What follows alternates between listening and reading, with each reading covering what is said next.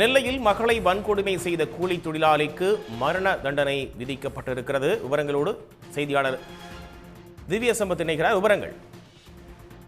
நெல்லை மாவட்டம் நாங்குநேரி பகுதியைச் சேர்ந்தவர் இசக்கிமுத்து என்பவர் இருந்திருக்கிறார். இந்த நிலையில இவருக்கு 14 வயது ஒரு சிறுமியானது மகளாக இருந்திருக்கக்கூடிய ஒரு சூழ்நிலை இருக்கிறது.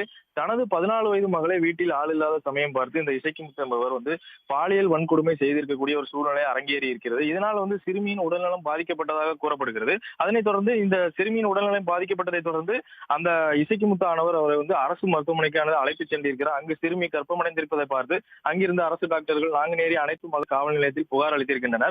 அதன் அடிப்படையில் காவல்துறையினர் வழக்கு பதிவு செய்து விசாரணை நடத்திய நிலையில் இந்த சம்பவத்தை தந்தையே இந்த கொடூர தந்தையே இந்த சம்பவத்தை அரங்கேற்றிருப்பது விசாரணையில் தெரிய வந்தது.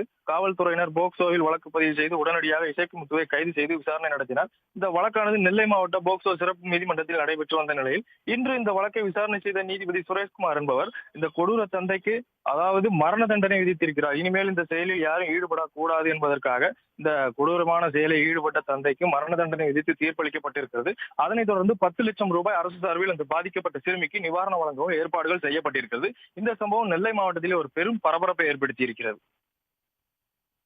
விவரங்களுக்கு நன்றி. உடனுக்குடன் செய்திகளை தெரிந்து கொள்ள சன் நியூஸ் பெல் ஐகானை கிளிக் பண்ணுங்க.